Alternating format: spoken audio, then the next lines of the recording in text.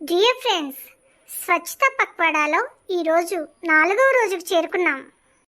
4వ రోజు కార్యాచరణ ప్రణాళిక ఈ విధంగా ఉన్నది. కుందన పరిశుభ్రమైన తరగతి గదులు మరియు పరిశుభ్రమైన మరుగుదొడ్లు మరియు పాఠశాల పరిసరాల శుభ్రతపై దృష్టి.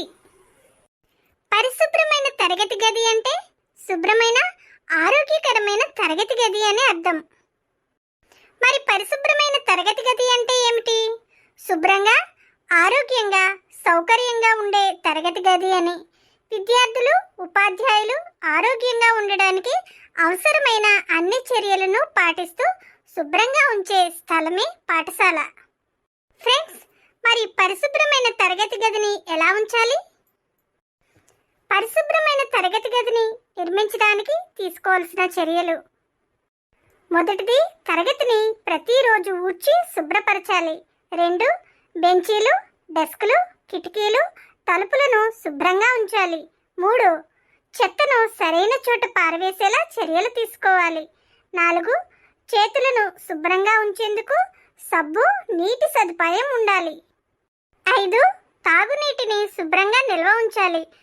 శబ్దాన్ని తగ్గించి ప్రశాంతమైన వాతావరణాన్ని కల్పించాలి. 7, ప్రతి విద్యార్థి తన వస్తువులను శుభ్రంగా ఉంచుకునేలా అలవాటు చేయాలి. 8, తరగతిలో గాలిని ప్రవహించేలా కిటికీలు తెరిచి ఉంచాలి. 9, గోడలపై శుభ్రతకు సంబంధించిన పోస్టర్లను ఏర్పాటు చేయాలి. 10, శుభ్రతపై అవగాహన కార్యక్రమాలు నిర్వహించాలి. మరి పరిశుభ్రమైన తరగతి గది ప్రయోజనాలు ఏమిటో ఇప్పుడు తెలుసుకుందామా? ఆరోగ్యాన్ని కాపాడుతుంది, విద్యార్థులకు సరైన అభ్యాస వాతావరణాన్ని అందిస్తుంది, అంటువ్యాధులను వ్యాపించకుండా నిరోధిస్తుంది, శ్రద్ధగా, శాంతంగా చదివేందుకు అనుకూలంగా ఉంటుంది, శుభ్రతపై అవగాహన పెంచుతుంది. ఫ్రెండ్స్, మరి తెలుసుకున్నారు కదా శుభ్రమైన తరగతి గది అంటే ఏమిటో? ఇప్పుడు తరగతి శుభ్రత శపథం మనందరం చేద్దామా? నేను నా తరగతి గదిని శుభ్రంగా ఉంచుతాను. నేను నా తరగతి గదిని శుభ్రంగా ఉంచుతాను. చెత్తను సరైన చోట పారవేస్తాను. చెత్తను సరైన చోట పారవేస్తాను. చేతులను శుభ్రంగా ఉంచుకుంటాను. చేతులను శుభ్రంగా ఉంచుకుంటాను. నా సహ విద్యార్థులకు శుభ్రత గురించి తెలియజేస్తాను. నా సహ విద్యార్థులకు శుభ్రత గురించి తెలియజేస్తాను. మన తరగతిని ఆరోగ్యంగా, పరిశుభ్రంగా ఉంచేందుకు నా వంతు శ్రద్ధ వహిస్తానని శపథం చేస్తున్నాను. మన తరగతి గదిని ఆరోగ్యంగా, పరిశుభ్రంగా ఉంచేందుకు నా వంతు శ్రద్ధగా పనిచేస్తానని శపథం చేస్తున్నాను. గమనించండి ఫ్రెండ్స్, పరిశుభ్రమైన తరగతి గది తరగతిలో ఉన్న విద్యార్థులపైనే ఆధారపడి ఉంది. ఫ్రెండ్స్, 4వ రోజులో 2వ భాగంగా మరుగుదొడ్ల పరిశుభ్రత. ఫ్రెండ్స్, పరిశుభ్రమైన మరుగుదొడ్డి అవగాహన. శుభ్రమైన మరుగుదొడ్డి మన ఆరోగ్యానికి ఎంతో ముఖ్యం.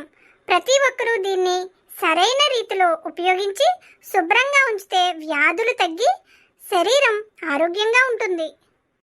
పరిశుభ్రమైన మరుగుదొడ్డి కోసం చేయాల్సిన పనులను రాజేష్ మాకు వివరించి చెప్తావా? తప్పకుండా తెలియజేస్తాను కుందన. మొదటిది, మరుగుదొడ్డి వాడిన తర్వాత నీటితో శుభ్రపరచండి. 2, సబ్బుతో చేతులను కడుక్కోండి. 3, మరుగుదొడ్లను రోజు శుభ్రంగా ఉంచేందుకు తగిన చర్యలు తీసుకోండి. 4, సరైన గాలి ప్రసరణ ఉండేలా కిటికీలు తెరిచి ఉంచండి. 5వదిగా, చెత్తను, ప్లాస్టిక్ను మరుగుదొడ్లో వేయవద్దు.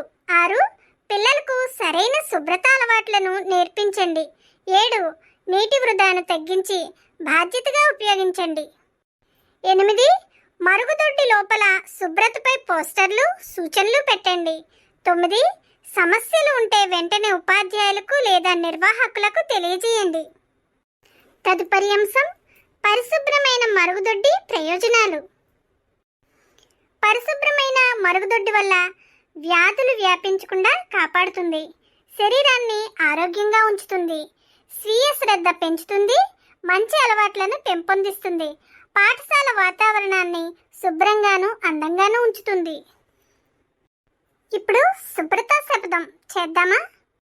ఫ్రెండ్స్, మీరందరూ మాతో పాటుగా ఈ శబ్దాన్ని చేయండి. నేను మరుగుదొడ్డిని శుభ్రంగా వాడతాను. వాడిన తర్వాత నీటితో శుభ్రపరుస్తాను. నేను మరుగుదొడ్డిని శుభ్రంగా వాడతాను. వాడిన తర్వాత నీటితో శుభ్రపరుస్తాను. చేతులను సబ్బుతో శుభ్రంగా కడుక్కుంటాను. ఇతరులకు శుభ్రత అలవాట్లను తెలియజేస్తాను. చేతులను సబ్బుతో శుభ్రంగా కడుక్కుంటాను. ఇతరులకు శుభ్రత అలవాట్లను తెలియజేస్తాను. నా పాఠశాల మరుగుదొడ్డిని శుభ్రంగా ఉంచుతాను. ఆరోగ్యంగా ఉంచేందుకు నా వంతుగా నేను కృషి చేస్తానని శపథం చేస్తున్నాను. నా పాఠశాల మరుగుదొడ్డిని శుభ్రంగా ఆరోగ్యంగా ఉంచేందుకు నా వంతుగా నేను కృషి చేస్తానని శపథం చేస్తున్నాను. ఇక చివరి అంశం పాఠశాల పరిసరాల శుభ్రతపై దృష్టి. మన పాఠశాల అందంగా ఆరోగ్యంగా ఉండాలంటే శుభ్రతను పాటించడం ఎంతో అవసరం. అందుకు గాను తీసుకోవాల్సిన చర్యలు: ప్రతిరోజు తరగతి గదిని పరిసరాలను ఊడ్చి శుభ్రంగా ఉంచాలి. తాగునీటిని శుభ్రంగా నిల్వ చేసి అందరికీ అందుబాటులో ఉంచాలి. 3. మరుగుదొడ్లను శుభ్రంగా ఉపయోగించి శుభ్రంగా ఉంచాలి. 4. చెత్తను వేరు చేసి సరైన చోట పారవేయాలి. 5. శుభ్రతపై పోస్టర్లు, సూచనలు ఏర్పాటు చేయాలి. 6. చెట్లను నాటి పర్యావరణాన్ని హరితంగా ఉంచాలి. 7. చేతులను శుభ్రంగా కడుక్కోవడం వంటి అలవాట్లు చేసుకోవాలి. 8. శబ్దాన్ని తగ్గించి ప్రశాంతంగా చదివే వాతావరణాన్ని కల్పించాలి. 9. ప్రతి విద్యార్థి తన వస్తువులను శుభ్రంగా ఉంచుకునేలా ప్రోత్సహించాలి. చివరిదిగా శుభ్రతపై అవగాహన కార్యక్రమాలను నిర్వహించాలి. థ్యాంక్ యూ రాజేష్, ఎంతో చక్కగా వివరించావు. శుభ్రత అసలు ఎందుకు అవసరం? శుభ్రత ఆరోగ్యాన్ని కాపాడుతుంది, అంటురోగాలు వ్యాపించకుండా సహాయపడుతుంది, మంచి అలవాట్లను పెంచుతుంది, పర్యావరణాన్ని సంరక్షిస్తుంది, చదువుకు అనుకూలమైన వాతావరణాన్ని అందిస్తుంది. మరి ఇప్పుడు శుభ్రత శపథం చేద్దామా కుందన?